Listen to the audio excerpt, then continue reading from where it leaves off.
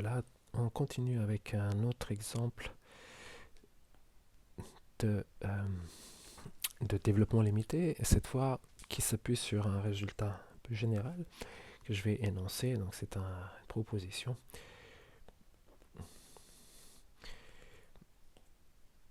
où on peut en fait trouver le développement limité d'une fonction si on connaît celui de sa dérivée. Donc je vais énoncer un peu de façon un peu vague l'énoncé de la proposition. Donc si f', donc si f est une fonction qui doit être définie sur un intervalle ouvert, mais je passe un peu les détails techniques. Donc si c'est une fonction dérivable en un point A et qui admet tel que, on va dire comme ça, tel que f' admet un DL d'ordre n-1 en A, disons de la forme f' de x est égal à certains coefficients b0 plus b1 x-a plus b2 x-a au carré jusqu'à un certain coefficient b n-1 x-a à la puissance n-1 plus un reste. Disons ici je vais mettre un reste d'ordre n-1. Donc supposons que ceci soit le développement limité de la fonction dérivée, donc de f', alors f possède un DL d'ordre n en A qui vaut exactement le DL suivant, qui vaut précisément. Alors f de x, eh bien, on doit bien entendu avoir f de a pour commencer le développement de Taylor de la fonction. Puis, qu'est-ce qu'on fait? Eh bien, on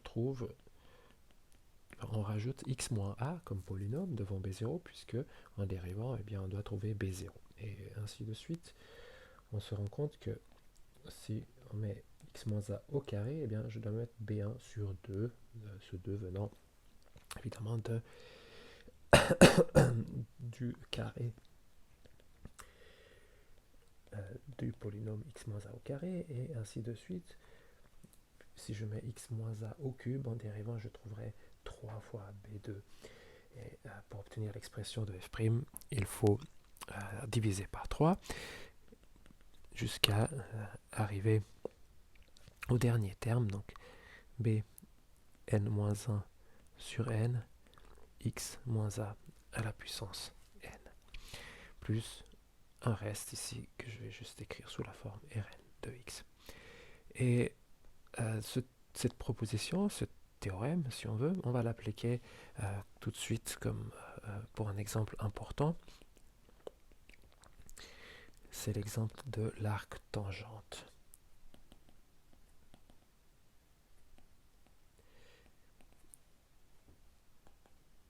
Et alors, l'arc tangente, c'est la fonction f de x. Arc tan de x. On connaît sa fonction dérivée, f' de x. Nous avons démontré que ceci vaut 1 sur 1 plus x au carré. Et par la formule 3 que nous avons vue en haut, la formule 3 nous donne le développement limité de cette fonction. Donc cette fonction avait un développement limité en 0 qui vaut 1 moins x carré plus x4 moins x6, etc. Jusqu'à ici arriver à moins 1 puissance n, x puissance 2n, plus un reste d'ordre 2n. Et donc par la proposition au-dessus, on trouve arc tangente de x en intégrant en fait ici terme à terme. Alors arc tangente de 0, alors en a égale à 0, on a 0. puis on doit mettre x pour que la dérivée donne 1, puis moins x cube sur 3 pour que la dérivée donne moins x carré, et ainsi de suite en alternance de signes, plus x5 sur 5 moins x7 sur 7, jusqu'à arriver au dernier terme, donc moins 1 puissance n x puissance 2n plus 1 divisé par 2n plus 1. Plus un reste d'ordre 2n plus 1. Et ceci est le développement limité en 0 de la fonction arctangente. Et cet exemple est véritablement important. Donc on voit que la fonction arctangente, bien sûr, étant d'ordre, étant impaire, toutes les puissances impaires apparaissent. Mais ceci a un avantage considérable d'avoir écrit cette somme alternée. Par exemple, je termine cette vidéo par ceci. En prenant x égale à 1, on a une expression qui donne la chose suivante. On a arctangente de 1, donc c'est l'arc dont la tangente vaut 1. Eh bien, c'est pi sur 4. Eh bien, pi sur 4, nous pouvons l'écrire donc comme une somme de 1 moins, et on remplace x par 1 dans l'expression au-dessus, donc 1 moins 1 tiers plus 1 cinquième moins 1 septième, etc.